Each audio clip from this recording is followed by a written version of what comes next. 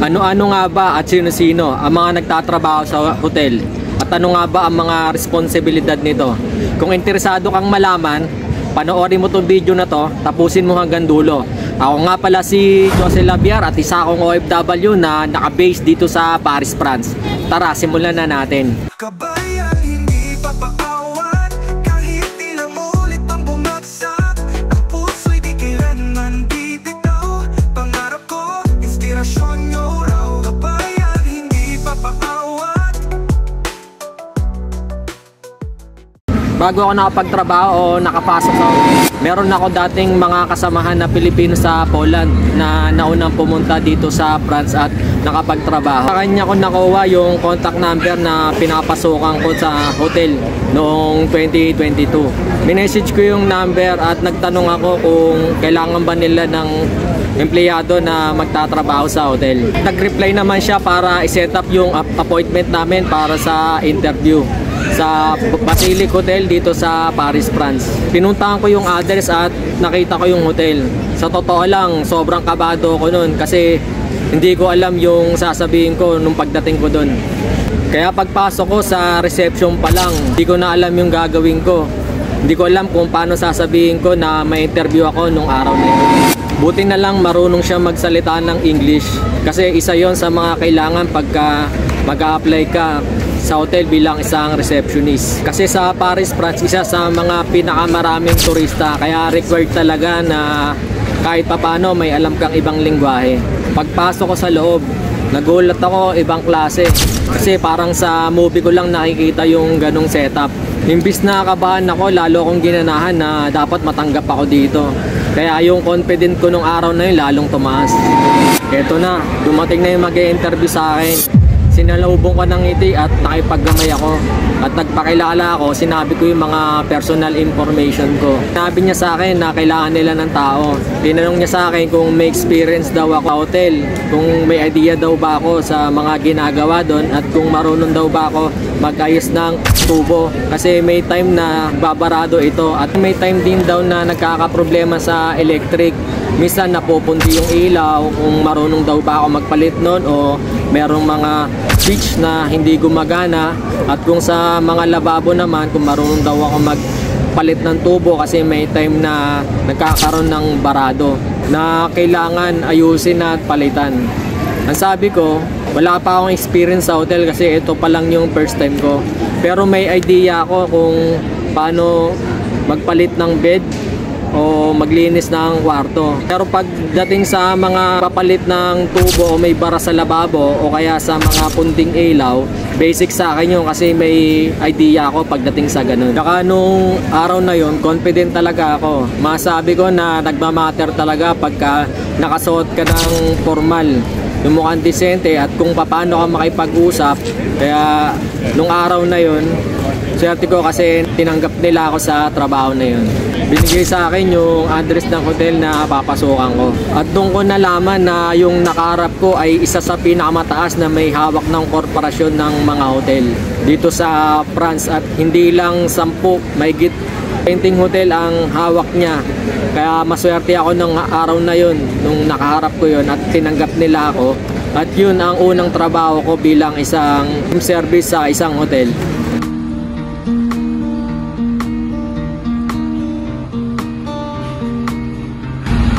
Ngayon, nandito na ako sa hotel na papasokan ko. Papakita ko sa inyo kung ano yung sa loob, simula sa reception, sa kusina, tapos papakita ko sa inyo yung kwarto. Kung ano yung mga ginagawa ko sa yung mga tao dito, papakita ko sa inyo. Tara, patlight ko.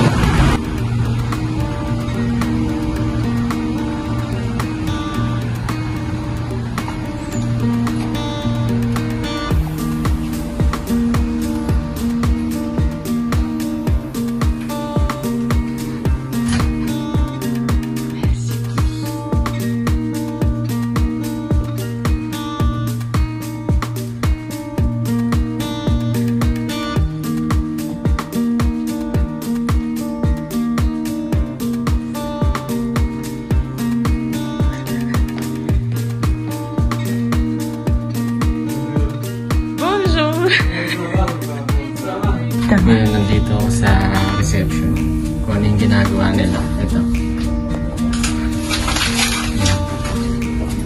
Bali, ang start ng trabaho 9 AM para sa mga room service. Pero ang una pumapasok ay ang reception dahil 7 to 7 yung start ng pasok nila. 12 hours sila magtatrabaho at 24 hours bukas ang hotel. May mga guest din kasi na gabi na dumadating at may mga guest din na nagre-rent para lang matulog. At meron din na gabi na nauwi na galing gimikan. Ang trabaho naman ng reception ay mag-aasikaso ng mga kliyente, magpapabook online o magpapareserve para sa mga kwarto. Kung may concern ang mga kliyente o reklamo, sila ang mga humaharap dito. At kung may mga naiwang gamit o nakalimutan ang mga kliyente sa loob ng kwarto, meron akong maikling video ng reception, panoorin nyo to. Mali, mapakita mo sa inyo sa reception.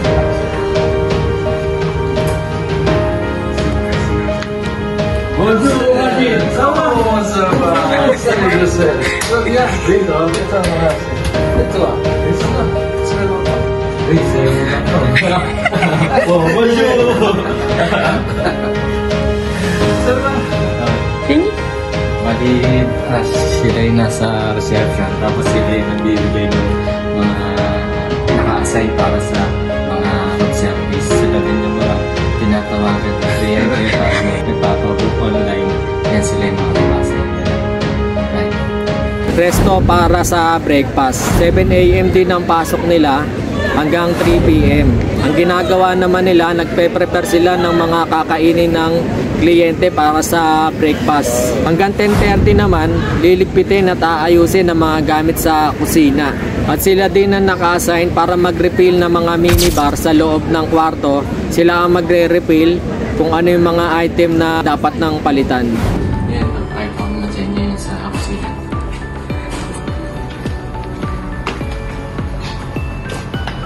Bonjour. Bonjour, madame. Coucou. Qu'est-ce que tu fais? Balik dito yung breakfast. Kung sila nagbe-breakfast dito. Ito.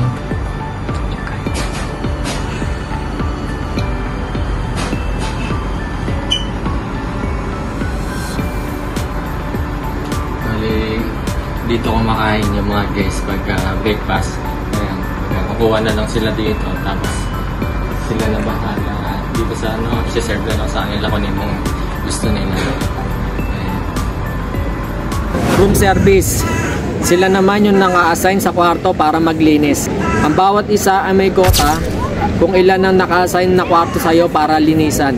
Nakadepende ito sa laki ng hotel at kung ilang kwarto hati-hatiin nito para sa mga room service. Sa pinapasukan ko, meron itong 15 room na hati-hatiin sa 4 na tao. Kinakailangan na matapos agad ito hanggang 3 PM. Dahil start na ito ng check-in. Ang ginagawa naman nila, pinapalitan nila yung beddings, nililinisan nila yung CR, pinapalitan yung mga towel, yung mga tissue o yung shampoo, sabon.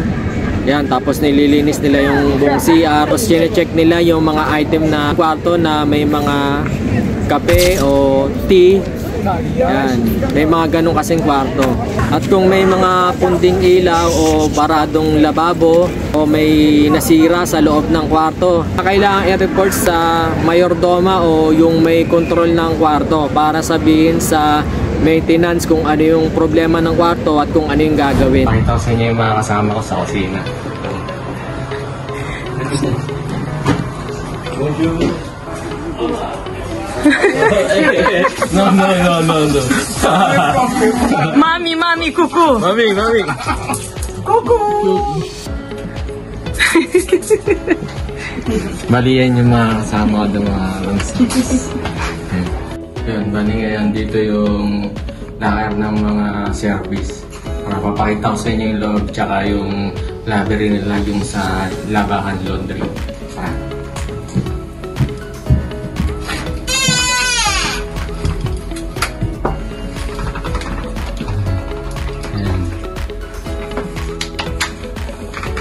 Bali yun, dito nakalagay yung mga gagamitin sa pagpapalit ng mga bed. Yan.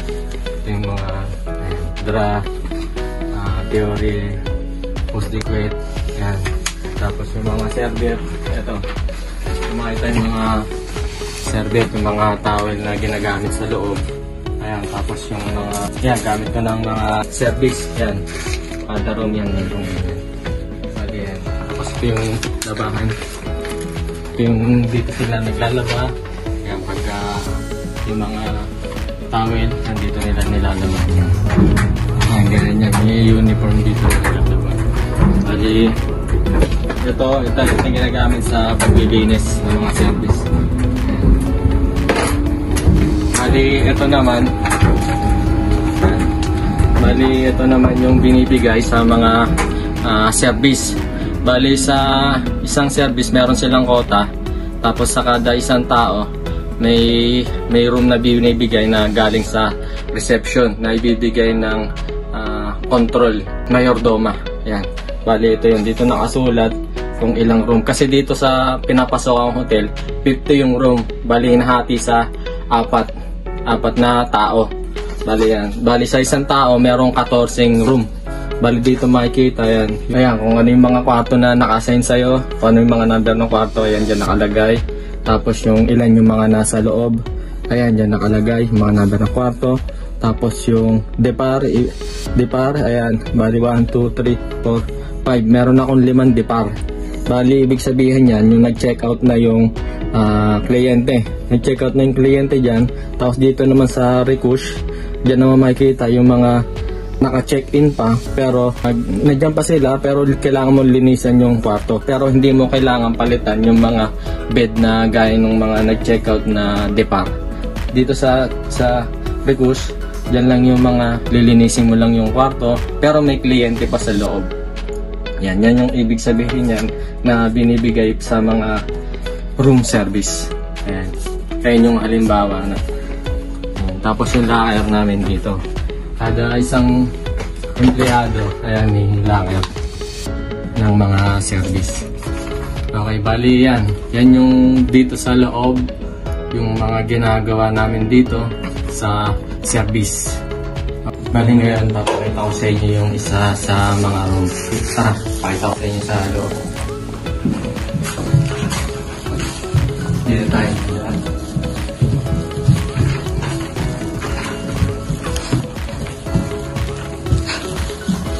Dito yung 4th floor doon, tapos 3rd floor dito sa baba.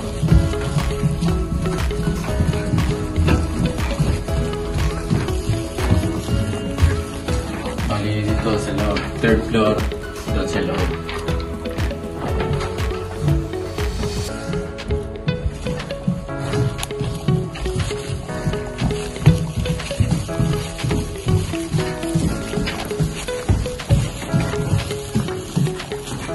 Bali, sa 2nd floor tayo, dito yung room na nilinisan ko, 204. Bali, yun yung dito sa loob. Tara.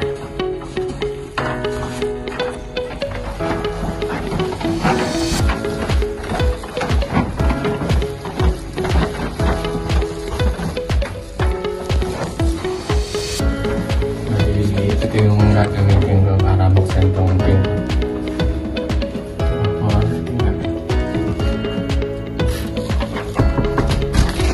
Service? Service.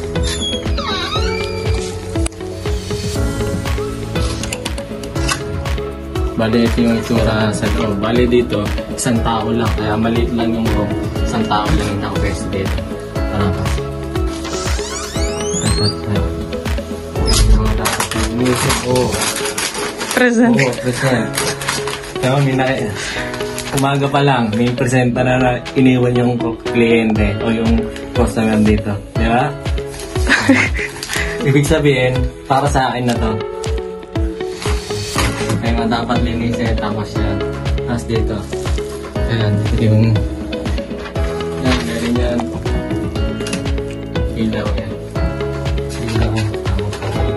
Yan, sa baba, pag may problema ka o may reklamo ka, pwede kang tumawag dito kung yung mga concern mo sa baba, kung may kailangan ka, tawag ka sa reception, gamit mo ang telephone. Yan. Pero ginagamit ito pag mga long stay na yung mga nandito sa loob na kailangan ng mag-check out. Yun, ano nila, tinatawagan mismo ng reception na sinasabi na, oh, check out na kayo nung oras na. Yun. Yun ang purpose ng diba? Maliit lang, pero yan, isa pa yun.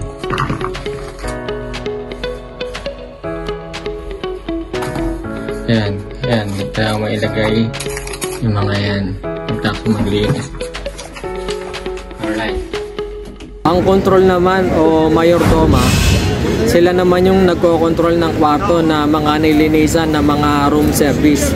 Chine-check nilang maigi kung malinis ba o may kulang sa loob ng kwarto. At kung may mga sira, gaya ng pag ni-report sa kanila ng mga room service na may kulang o may punting ilaw, sa kanila naka-assign yun para sabihin sa receptionist at sabihin naman para sa AKP o maintenance ng hotel. At siya ang nagpapanatili ng kalinisan sa buong kwarto at siya ang may hawak sa buong hotel. Ito yung para sa mga lulot. Yan. Kung gusto mong magkape o ayan, mag-tea. Ayan yung mga ano. Inalalagay rin to ng mga room service dito. Tapos ito, bali yung sa cabinet. Ayan. Ito yung cabinet nila. Tapos kung may mga importante na yung mga kliyente na kung may alas man o ano, na merong bolt dito na lagayan ng mga gamit nilang importante. Ayan, ayan, yan. Yan ang mira. Tapos yan. Tapos yung ambience, ito dito. Ayan. Para makakita sa inyo. Bonjour! Ayan yung ambience. Diba? Ito mo yun? Diba, napakaganda. Kaya maganda tong lugar na to. Tapos tutok mo dito. Yan yung pangalan ng hotel. Ayan. Tutok mo dito. Ayan. Hotel London. Yan yung pangalan ng hotel na pinapasukan ko. Ayan. Tignan mo naman. Napakaganda ng lugar. Diba? Tignan mo, napakaganda ng lugar. Kaya maganda tong spot na to pag dito ka nakapeso. Pag bukas mo pa lang. Bonjour! So, Mabia. tapos yan, dito yung toilet. Ito yan. Tapos yung toilet, maliit lang. Ayan, dito lang yung toilet nila. Kaya lilinisin mo, konti lang. Ayan. Tapos sa kliyente. Teka, buksan natin yung ilaw. Buksan natin yung ilaw yun. Ayan. Ito yung mga sa toilet nila. Galing maliit lang. Kasi pang isang tao lang to, kaya pag may partner ka, pwede kayo dito yung mga, meron kasi gumagamit nito pang short time, yung mga pambembangan, baby time. Yun, ginagamit tong room na to. Ayan, pandalawahan lang to, pambembangan. Alright, bali yun, papakita sa inyo. Ito, bali ito yung mga pinapalitan, kaya niya. Unan, yan. Lahat yan, papalitan mo yan.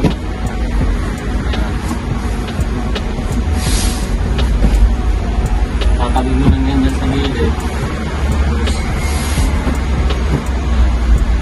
Gusto? Ito mo lang yan. Tapos itong beddings. Yun yung papalitan mo.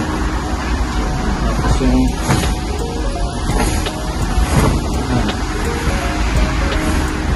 tapos mo papalitan.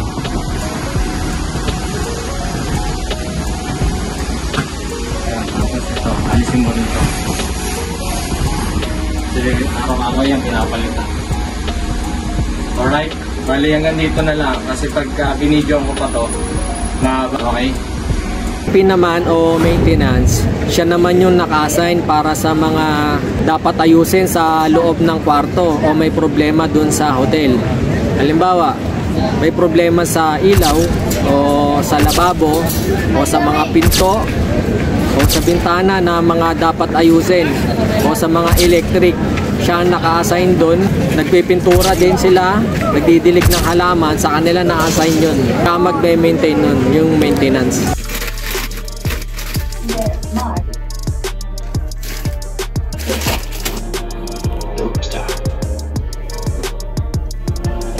No pun intended. I bet you Oh, itis ah. Wait. Ada. Sasagi. Ang ginagamit ko. Ang drill. Oh. Di ba? Bali ito naman maintenance namin yan. Ang ginagamit ko. Yan.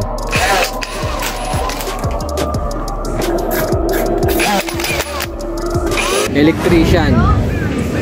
Importante ang electrician, lalo na pag may mga malaking problema about sa electric. Kasi may time na kakaroon ng problema, nawawala ng ilaw sa buong hotel. Kaya importante talaga na nandun sila para ayusin ito. Pero hindi sila araw-araw sa hotel. Dahil korporasyon ng hotel, maraming may hawak sa kanila, kaya palipat-lipat sila. Sa loob ng isang araw, hindi lang isang hotel ang pinapasukan nila. Kasi may time na kailangan din sila sa ibang hotel. Yun, nagpupunta sila doon pagka may mga emergency problema sa electric. Ça va? Ça va quoi? Oh. Paparazzi yan. Non, paparazzi. Bien mangé. Ça va? Oh. Bali, ito yung AKT namin. Makulit to. Skibby. Electrician dito sa